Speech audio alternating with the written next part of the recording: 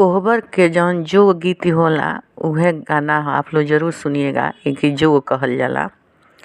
बेरिया के बेरी तके बरजी दुलावा हो, बेरिया के बेरी तके बरजी दुलावा हो, घन फूलवरिया जानी जइया सुंदर दुलावा हो,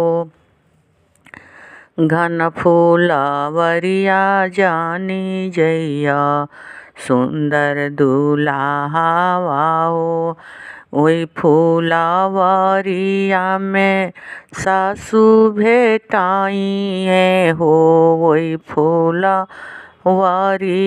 में सासू भेटाई है हो, मलवा पैराई जोगा करी है सुंदर दुलावा हो, मलवा पैराई जोगा करी है सुंदर दुलावा हो।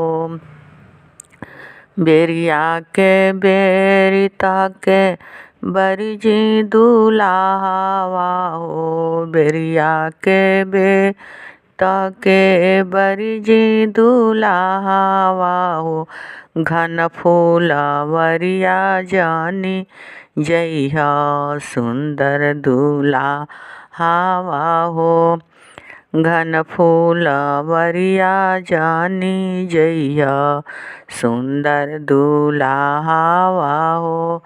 ओई फूलवरिया में चाची सासू भेटाई है हो, ओई फूलवरिया में चाची सासू भेटाई है हो,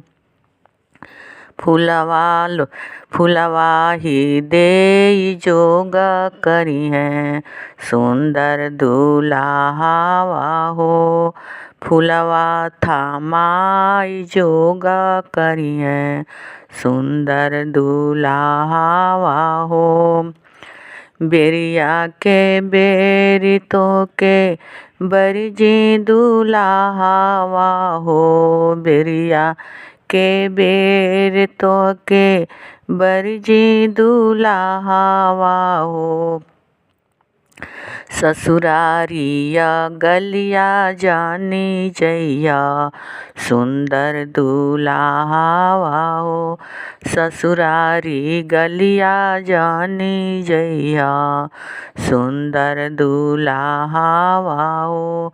ओही गलिया में जेठ सरी भेटाई है हो, ओही गलिया में जेठ सर भेटाई है हो, टिकवा लगाई जोगा करी है सुंदर दुलावा हो, टिकवा लगाई जोगा करी है सुंदर दुलावा हो, टिकवा लगाई जोगा करी है सुंदर दुलावा हो।